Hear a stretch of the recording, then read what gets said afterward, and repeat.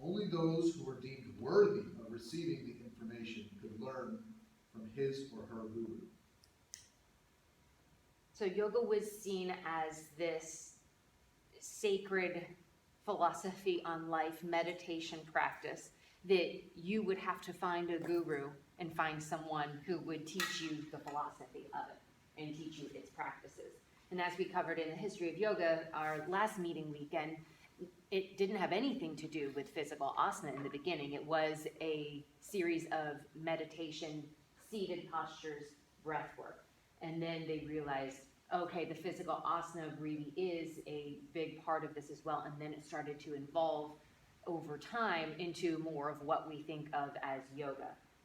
Once then yoga came into the Western world, that's when it just became really focused onto the physical asana, and the other parts of yoga became kind of secondary to what we will figure out is actually the third limb of yoga. So there are what are called the 6 branches of yoga, and then off of those become the 8 limbs. It grows off of one of those branches, and we'll show how that happens. So the 6 branches of yoga are Raha Yoga, Hatha Yoga, Karma Yoga, Bhakti Yoga, Jnana Yoga, and Tantra. So, Ella, Mike, as we shift up, there we go. Is it not mirrored? Come on.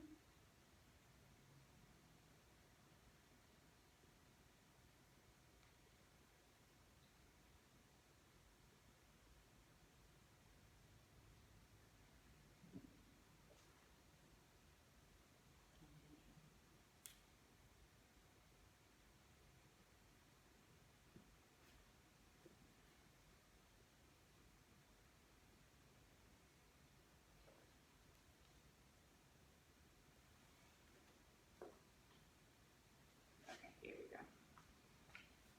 All right, so the branches and styles of yoga.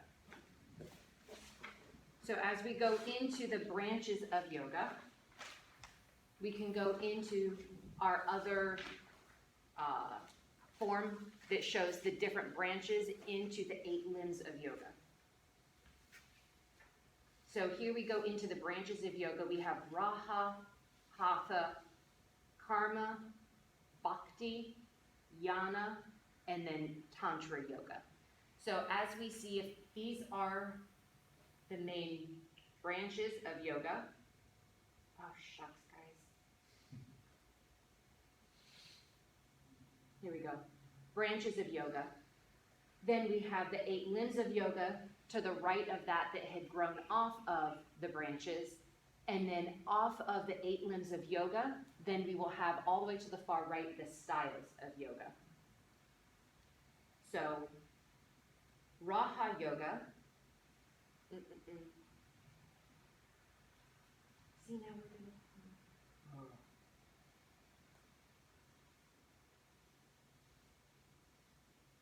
There we go.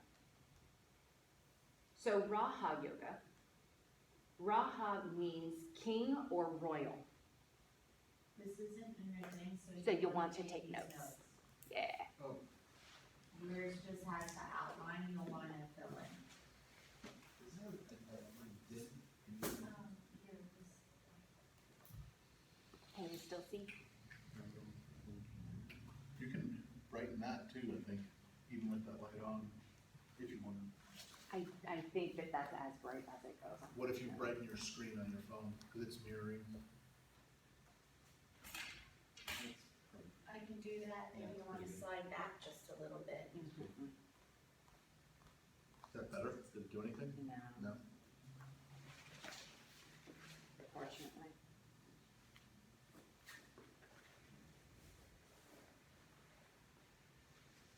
So Raha Yoga, it means king or royal. It involves Patanjali's 8-fold path, also called Ashtanga Yoga. So the 8 limbs of yoga is called called the 8 limbs of yoga. Ashtanga, it actually means 8. So when you're doing Ashtanga yoga, they took that from Patanjali, and they're like, we're gonna call this Ashtanga yoga, where Ashtanga actually means 8. So it is the 8-fold path.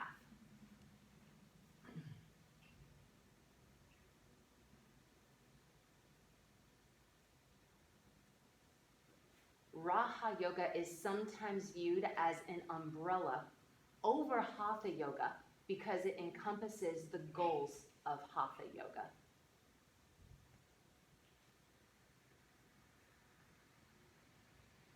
So think of Raha Yoga as kind of like the umbrella over what we are about to cover, which is Hatha.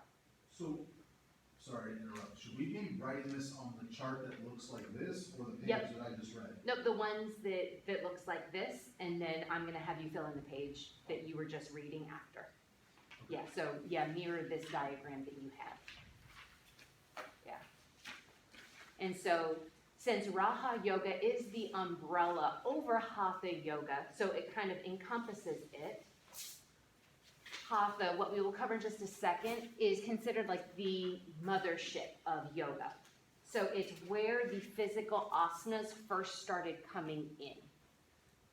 The term Hatha, Ha, and then Tha, or if you're in India, they pronounce it Hatha. So Ha means sun, and Ta means moon. So the practice of Hatha Yoga is about balance. So the sun and the moon are balanced. Heat and cold, light and dark. So the term Hatha is actually meaning balance, but they translate directly as sun and moon. This is the physical and mental branch combining asana, which is the posture, and prana, pranayama, which is the breath. Oh, okay. I can't see right.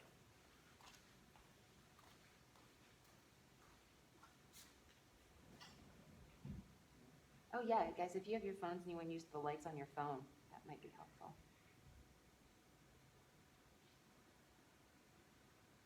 So is Raha Yoga just the breathing, basic, like the original yoga?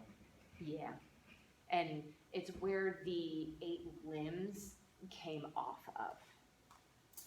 So that is more of the seated meditative postures, the breathing, and then it incorporated the physical asana as well once it came along.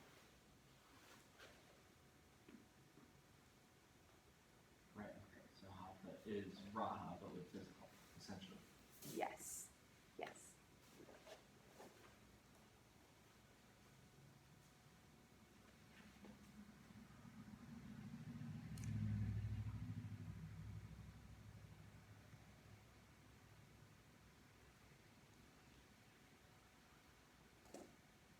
How do you say Hatha in Sanskrit?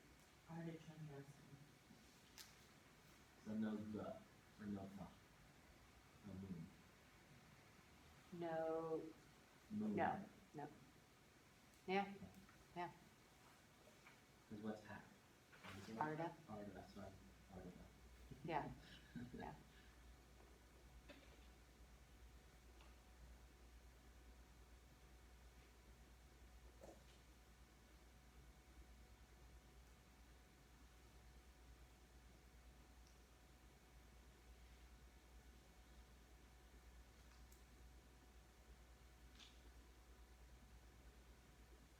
So it's the umbrella over Hatha Yoga. Yeah, so if you can see on here, Raja Yoga or Raha Yoga is in bold black, and then Hatha is kind of a little bit grayed out because it's kind of incorporated into, but sometimes it is seen as its own separate branch, but it's more under the umbrella of Raha.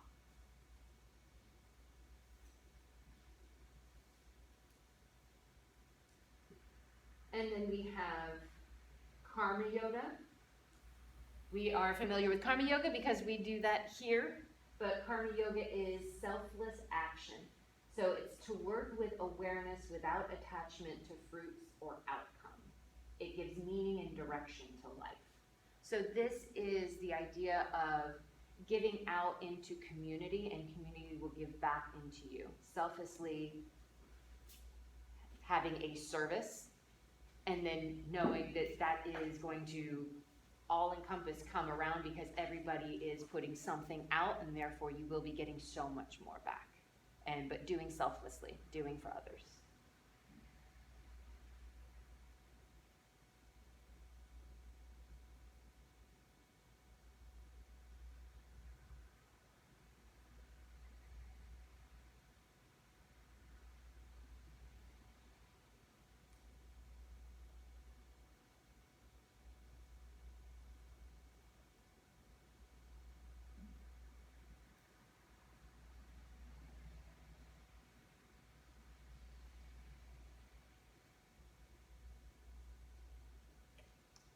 And then we have Bhakti Yoga. Bhakti Yoga is the yoga of devotion and unconditional love. This is where we get to have the experience of unity. Has anybody here ever been to a kirtan before? No? Kirtan is where everybody gets together and they play music, celebratory music, and everybody gets around and they dance in a circle, and it's just a celebration of life and love and togetherness. On psychedelic system. No, not typically. I mean, well, High on breath. high on prana. That's something that's done here, or? There are some places that will hold kirtans. There used to be an ashram here, but the ashram closed, and they used to do kirtans. There is a called the Community Center downtown, and they'll sometimes have kirtans. They'll also do crystal bowl concerts and stuff there. So if I hear of one, I will put it into the WhatsApp and let you know. I went to a studio where they had Bhakti once a week, Oh yeah, and there was a guy that played the music, and it Yeah. was so nice. wasn't it fun? What do you do? What kind of music? It was so great, like, Oh, it was just so powerful. Yeah, they'll play music, and then everybody, there's a dance that you'll do. You'll get into a circle, and everybody does a dance like in the circle. Like a wedding? I could demonstrate it for you if you want. Yeah, very much like a wedding. It's just a big celebration of people and togetherness and music, and there's usually food, and yeah, it's just everybody to get together and have a party and have fun. So, yeah, we did it when we were in ashram, and it got to a point where the guru of the ashram I was at, his wife would sing during kirtan. We videotaped it, and I was trying to find it again just the other day. I found it, accidentally stumbled upon it, and I just hit play to listen to it, and I instantly started crying because it was like just a teleportation back to that time in that phase, and her voice is gorgeous. So, Was she singing in English or like Sanskrit? oh no, in Hindi. Okay. Yeah, it was really cool. I really hope I can find it. I don't know where it was. but So I can Bhakti find is it. like just like spiritual, Celebration of emotional. love and life, and yeah. Jnana Yoga. This is the yoga of knowledge, wisdom, introspection, and contemplation. So within this branch of yoga, this is the branch of study of classical texts, the Upanishads, the Bhagavad Gita, all of the sacred texts.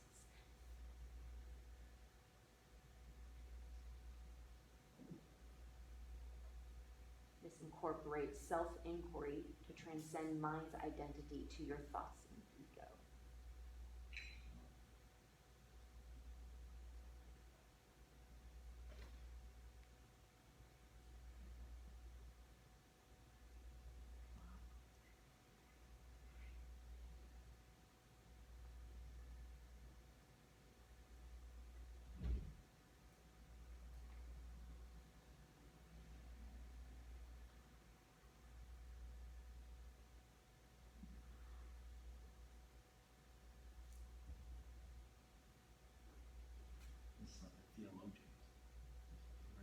Yeah, yeah. And this is, like Jnana Yoga, this is the work of like self-mastery and self-understanding and self-improvement, bettering yourself, being a better version of you, finding potential, transcending your ego.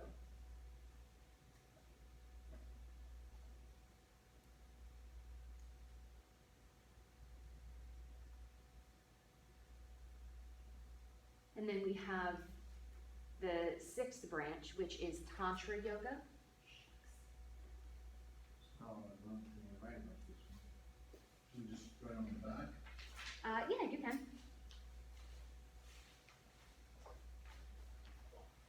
So Tantra Yoga, has anybody done a Kundalini class before?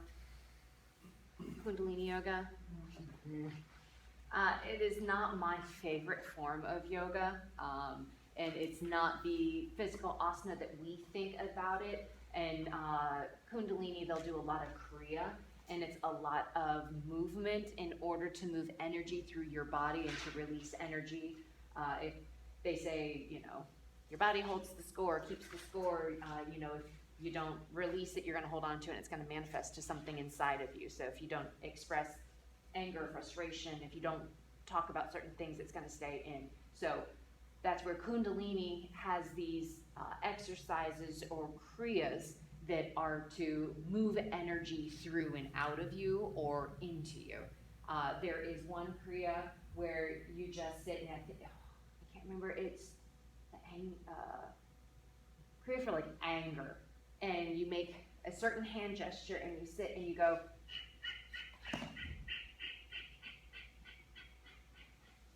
for a very long time, for like 10 minutes.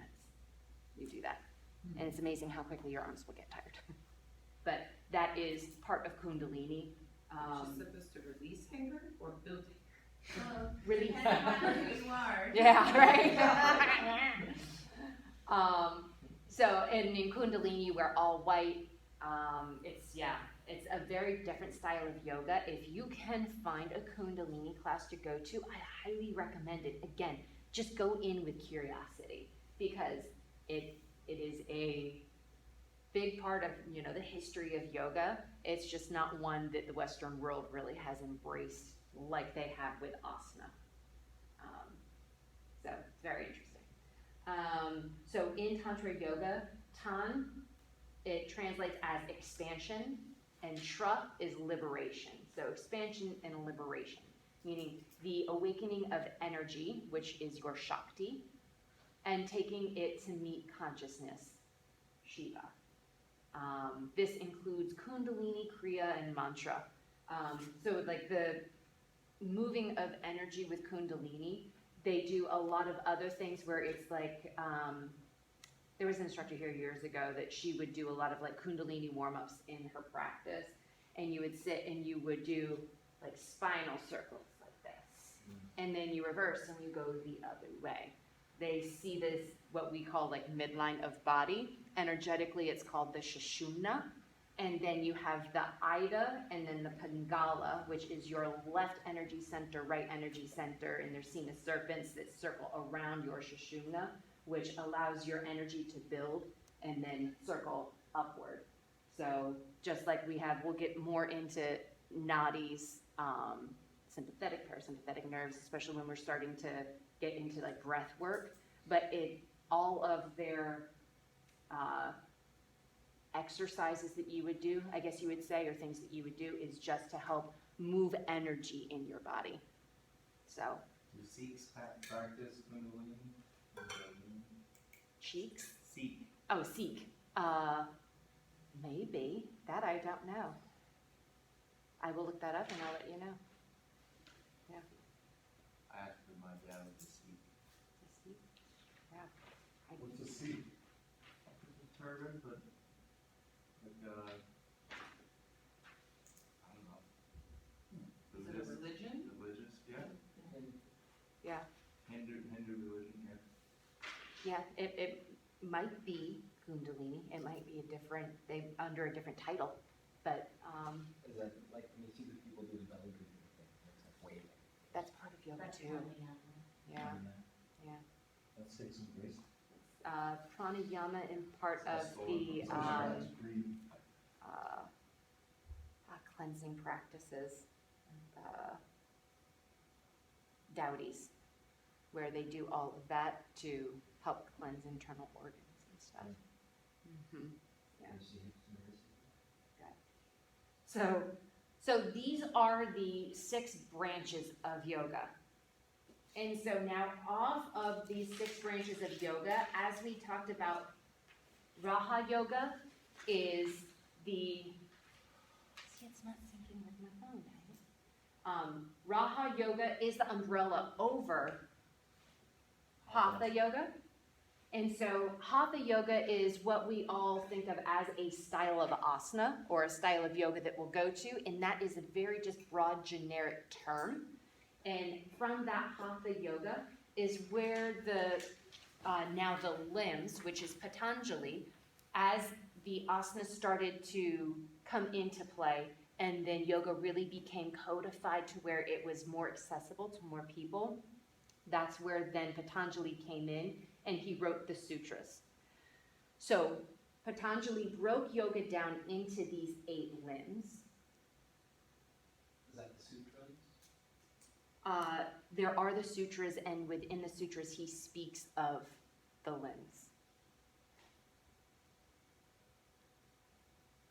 So it's like sutra is like a series of books or something? Sutras is a series of truths, yeah.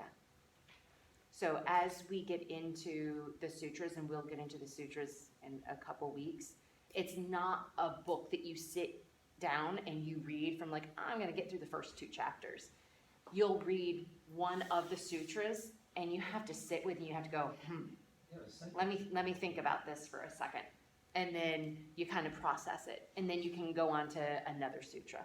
It's kind of like a thread of knowledge. The word sutra is from the same word that we get suture from. It's a thread of truth.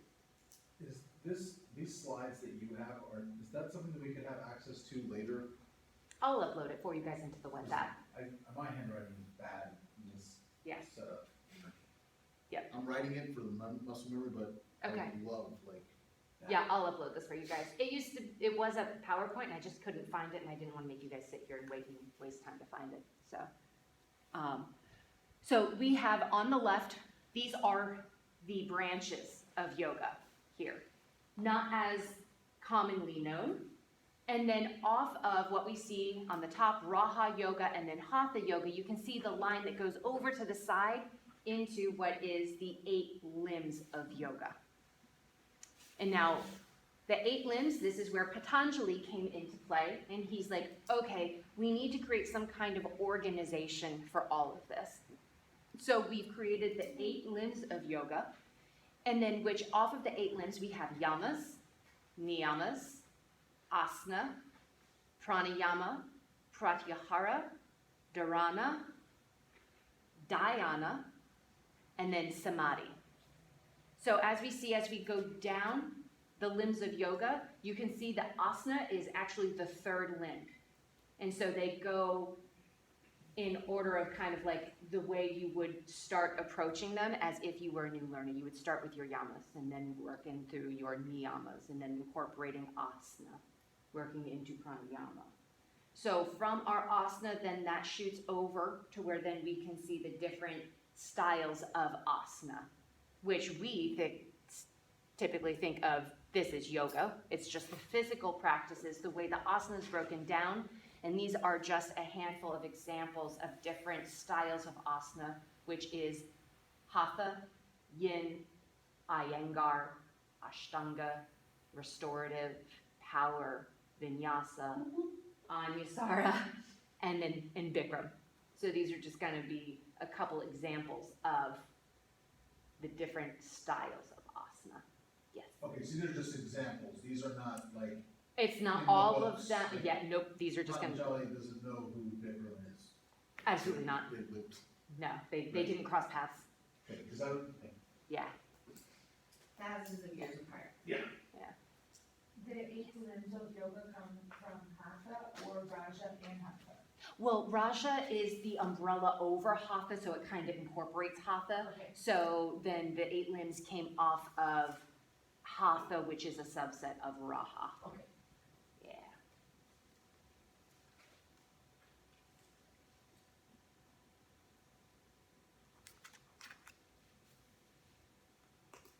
Is So- there- I'm sorry. Oh, that's okay. What's the question? Is there a reason in terms of the order of the styles? Under the styles of asana? Yeah, No, no, No. no order. those are the ones that came to my mind first. Okay. And the others are in an order for a reason. Yes. The The limbs- limbs are in order for a reason, definitely. Yes. So what is the yamas? Good thing you asked. Ella, would you like to turn the lights on?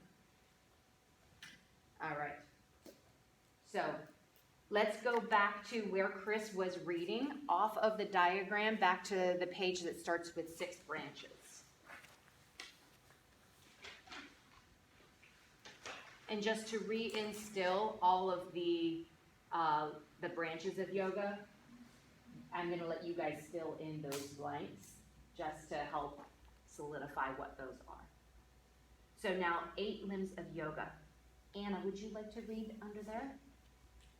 The 8 limbs of Ashtanga Yoga, the word Ashta means 8 and Anga means limb, were born out of the Yoga Sutras of Patanjali. Patanjali, curious about what held true for all the different kinds of yoga, codified these basic principles in the writing called the Yoga Sutras. Our word sutra comes from this name, the same word.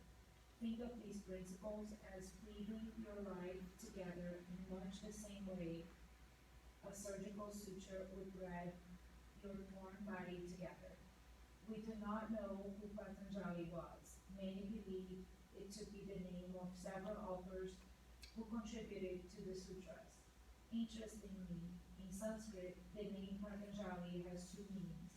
Pata leaves and Anjali is a mudra, or hand gesture, when your palms are pressed at the heart center. Together, the name Patanjali signifies receiving the wisdom of the sutras, like catching falling leaves of wisdom and offering them to the heart. The other meaning is Pata, serpent, and Anjali, heart center mudra. Patanjali is depicted as half man and half serpent. The serpent symbol represents the energy of spiritual awakening, which is called Kundalini. As we discussed previously, the word yoga means to connect, join, or yoke. What we are seeking to connect with is the true self, also known as the higher self. Atman, or what we think of is as the soul. Patanjali taught that a common human experience is suffering, but that we can develop physical and spiritual disciplines, yoga and meditation, for example, which relieve suffering. Through the study and practice of yoga, we can end suffering in our own mind. Eventually, when living a yogic lifestyle and seeking union with the higher self, we can end suffering within our own being. So if we then go to now that second page that has what is like the rainbow effect. Anybody here familiar with chakras? Yes, okay. So the limbs are, I color coded in order with chakras because they align with the different chakras. So as we see the 8 limbs there listed on the left-hand side of the chart, yamas is the first limb, niyamas are the second limb, asana is the third limb, pranayama the fourth, pratyahara, dharana, dhyana, and then samadhi. So this is really the meat and the heart of yoga here and of the practice. So when we think of the yamas, you can translate that as the restraints. So the modern interpretation, evolutionarily ethical behavior of conscious beings. So with the yamas, I think of this and translate it as our adult relationship with the world. So it's how we treat others in the world around us and how we treat the world. It's kind of like the yoga code of conduct, so to speak. Why the word restraint? Once we get into the next section, I think it might translate well for you. The niyamas, these are personal observances. Modern interpretation, duties directed towards ourselves and self-care. So the yamas, the first one, that's our adult relationship with the world around us. The niyamas, easy way to remember this is think of like instead of niyama, think niyama, it's about you. It's your adult relationship with yourself. So yamas with the world, your community and people around you. Niyamas are the ones, your adult and mature relationship with yourself. That's self-care, self-mastery.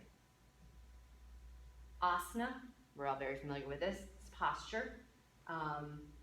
More modern interpretation, that mind-body integration. Pranayama, is the fourth limb, it's the breath work. And this is mastery of the life force. So prana is seen as life force. Obviously, because if you don't breathe, you don't live. So we're mastering that. Pratyahara is sense withdrawal. So tuning into our subtle sensory experiences. And then dharana is concentration. It's mastery and expression of attention and intention. Dhyana is meditation. So dharana is kind of the, what I feel is like the gateway into dhyana, which is the gateway into meditation. This is resonating at the junction point between personal and universal. So you're in that middle, that ground. And then samadhi. This is union. This is settled in pure awareness, the progressive expansion of self. This is also translated as enlightenment. So this is where we are all working towards. And this is what all of the other practices before it, all the other limbs, are leading us towards samadhi.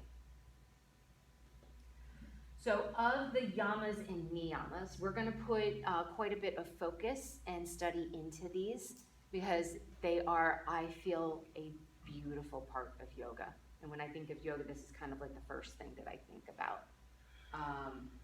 There are 5 yamas and there are 5 niyamas. A lot of people call them kind of like the 10 commandments of yoga, and they translate and run a little parallel to that. So, Remington, do you want to read through the yamas? Sure. Yamas, restraints, code of conduct, adult relationship with the world. Ahimsa. Ahimsa, nonviolence, shifts us from harming self and others to kindness and compassion for self, for others. Satya, truthfulness, shifts us from lies and half-truths to expressing our uniqueness and authenticity. Asteya, non-stealing, shifts us from theft to cultivating new skills and abilities. Brahmacharya, non-excess, shifts us from greed to appreciation and pleasure of simplicity. Aparigraha. Aparigraha, non-possessiveness, shifts us from attachment to intimacy without possession. And now we transition from the study of yamas, or adult relationship with the world, and turn our focus to the niyamas, or adult relationship with ourselves.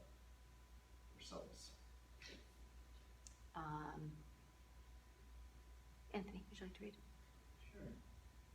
Niyamas, personal observances, adult relationship with ourselves. Sucha. Saucha. Saucha. Saucha, purity, and vices that cleanse our bodies, our speech, and our thoughts. Santosha, contentment, invites us to fall in love with our life. Tapas, small dishes at a restaurant. Tapas, self-discipline, invites us to consciously choose discipline and growth. Svadhyaya. Svad, Svadhyaya. yeah. Self-study, invites us to know the self. Ishvara Pranidhana, Pranidhana. Pranidhana, surrender, invites us to pay attention to what life is asking of us. Awesome. So these are going to be a big point of study, and I'm going to assign each one of you a yama or niyama to be able to write a paper on for this program. It's going to be a 2-page paper required. I will individually assign you a yama or a niyama, and then if you want, you can look further into it. You can Google it. We've run out of time this weekend. We are going to touch back into these again when we meet on our next YTT weekend, because I don't want to shortchange these. These are wonderful. We have enough time for us to touch into the styles of asana, so I'm going to go ahead and allow us to go there real quick, and we will most likely touch back into styles of asana again after this. Yeah, we definitely will. So what I'm going to have us do is turn to the big red circle page. And so this will give us a better idea of the different styles of yoga and how we can think about them.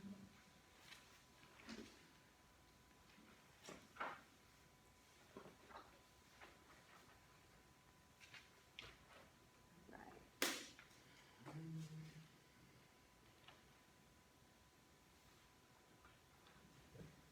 Will this be sort of So, oh, actually, you know what? We don't need this. Huh? this sort? Oh, my sort, yes.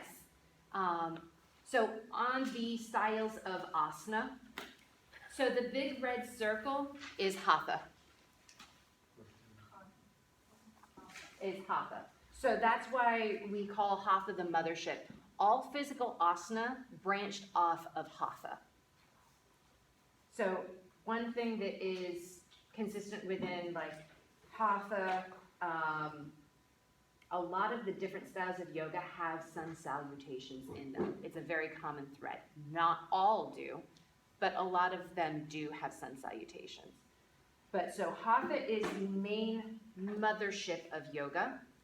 And so then as we start shifting into especially what we think of as like the style of yoga that we're familiar with and practicing of hot yoga, that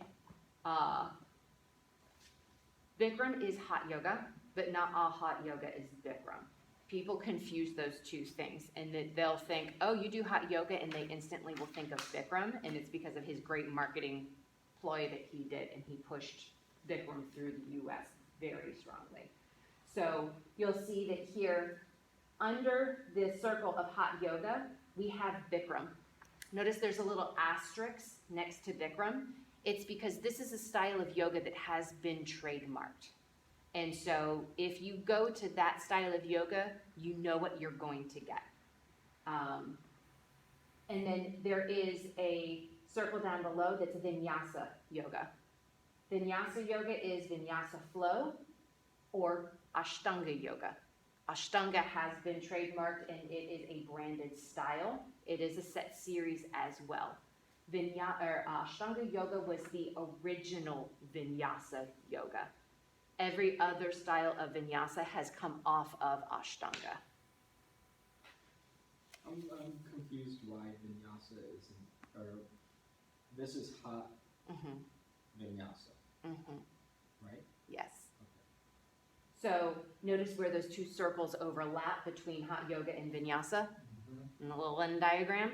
So power yoga was the first hot vinyasa practice, was Baptiste.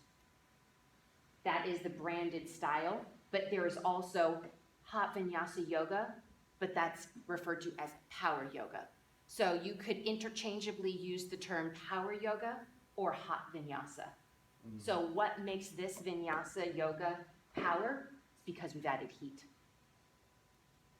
So, has everybody here heard of Baptiste? Baptiste yoga? No. Baptiste made a power vinyasa very, very popular because he branded it and he has his set series. And so he made that hyper popular. And so if you don't practice Baptiste, but you're still doing a vinyasa in heat, that's power yoga. Is it similar to this? There are a lot of common threads, yes. Yeah. Yes. So that is where, like, what we're familiar with vinyasa flow or hot yoga, this is how it's going to be broken down. We're like, oh, you do hot yoga? Oh, so you do Bikram? No. Nope, I don't. Oh, you do vinyasa? Oh, okay, yeah, you know. Oh, is it the heated kind or the non-heated kind? Oh, it's the heated kind because it's power yoga. So power yoga is a So power hot indicates the vinyasa. heat? Yep. That's it? But it's not Matisse. It's not Baptiste, no. You would go to a Baptiste studio. But that would be like a hot vinyasa flow. If you're going to a Baptiste studio, it's his branded hot vinyasa. It's like Yeah. a hit gym versus a CrossFit gym or whatever, right? Maybe it's like high intensity. So- but it's Yeah. not CrossFit. Yes, exactly. Because if you wanted to open a Bikram studio, you have to go to a Bikram training and pay him $20,000. And then you have to pay him $5,000 a month in order to use his name Bikram.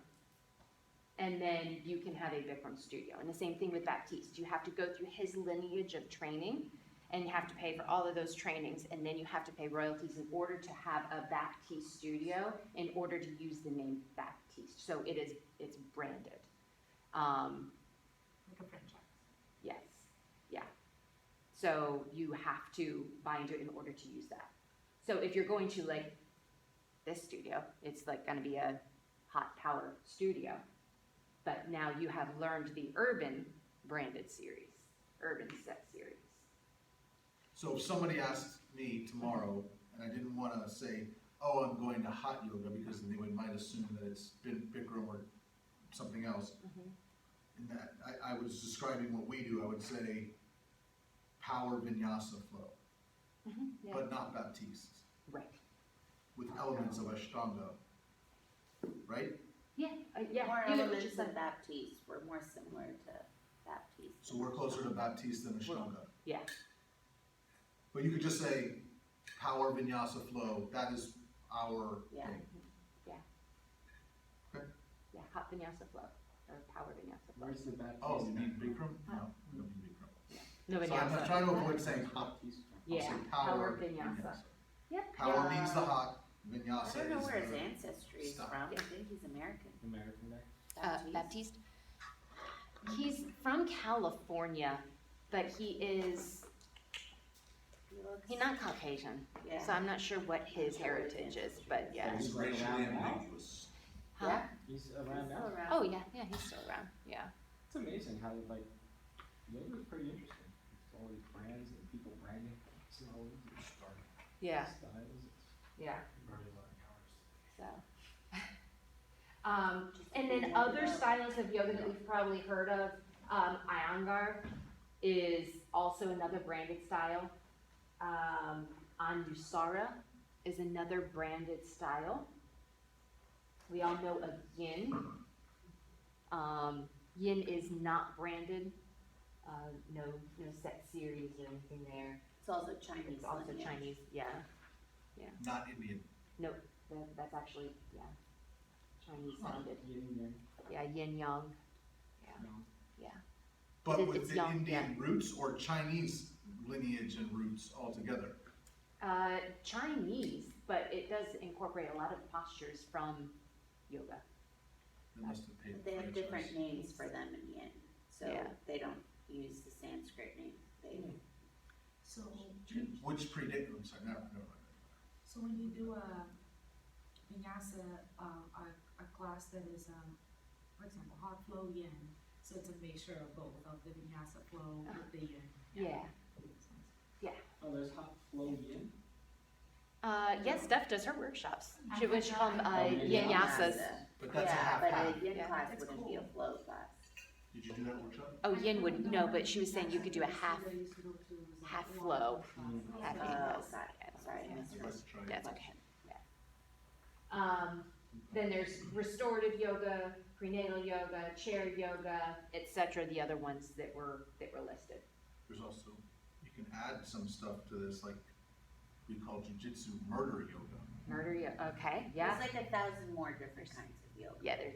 yeah, so many different styles. That's right, not being. I mean, people came out with, rage yoga, Twerk They- yoga? twerk yoga. Got a glimpse of that earlier. Laugh yoga, yeah. What day is it? Just rolling over. Yeah, I know, right? Goat yoga? Goat yoga, Oh, yeah, puppy yoga. That's bunny yoga, more popular than you would think, the goat thing. oh, now they Goats are have, fun. they've got, Goats are fun. yeah, they've got, alpaca yoga, so you can go do yoga with alpacas.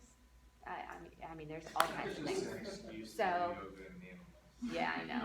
Yeah, but, so these are some of the main styles of yoga that you've probably heard of. But, so hopefully this gives you a better idea of that they're all under the umbrella of Hatha. That is like the main form and style of yoga, which is it is a more static style of yoga. There are the sun salutations in it. There's a lot of chanting. I trained originally in Hatha, so it is, you start your practice seated, meditative, breath work, chant, and then you do your sun sals, and you're right into them. And so, but between each sun salutation, you come up to Dasana, hands to heart center, and then you chant. Sun sal, come up, hands to heart center, chant, boom, How sun sal. long is the chant? Is it like a one word, like an om, or is it a song? No, a sentence? it's a phrase. So every sun salutation, you come and you chant because you're doing each sun salutation in honor to a certain thing or person, Like a mantra. whatever. Yeah, and so you're devoting each one of those sun sals to something or someone. Can you give an example? I can't remember them. Oh, there's like, It's in Hindi, yeah. oh. So Mysore is under Hatha, or it's. Oh, Mysore is Ashtanga. So Ashtanga, you have primary series, secondary series. There's 5 series in Ashtanga. It is, I think, honestly, I don't think there's anybody here that does secondary series because you have to master each posture before they will let you do the next posture. So you might come and just do like down dog for months until they say, you've passed down dog, here's the next posture. So you must master the entire primary series before you can even go to secondary series. And that will take a lifetime and most people don't even do it. And so there is a lead primary series where there's an instructor who will call posture, but it's only called in Sanskrit. And then they'll count in Sanskrit for each breath that you do. Not much more is said. And then that is the lead primary series, but most of your practice is self-led. So you come in and you can have a sheet of the series that's at the top of your mat, and there will be an instructor who will typically walk around the room and assist or adjust, but it is a self-led practice, and that is called Mysore. There's a place in India where it originated, Mysore, Mysore. India. So you would go in, you roll out your mat. If you need the little piece of paper that shows you the series, you can grab it. But you do your series, and there's people kind of walking around to give you a suggestion if there's an adjustment you need to make to your alignment. But for the most part, like you do 90-minute series, roll up your mat, you're out. And everybody kind of comes in, starts, does their thing, goes. There's not like a start of class, You're end not of following class. anyone, you're just going off. And so, and that's Mysore. No music, no instruction, just breath. Yeah. If there are, in all of the Ashtanga studios around here, it's very interesting. They'll have like 1 class a day. And then sometimes on like a Saturday, they might have 2 classes a day. You just gotta show up. There may be 1 lead class, and then throughout the week, they only have Mysore classes. So if you find a lead classes, yeah, it's interesting. So, okay, yeah.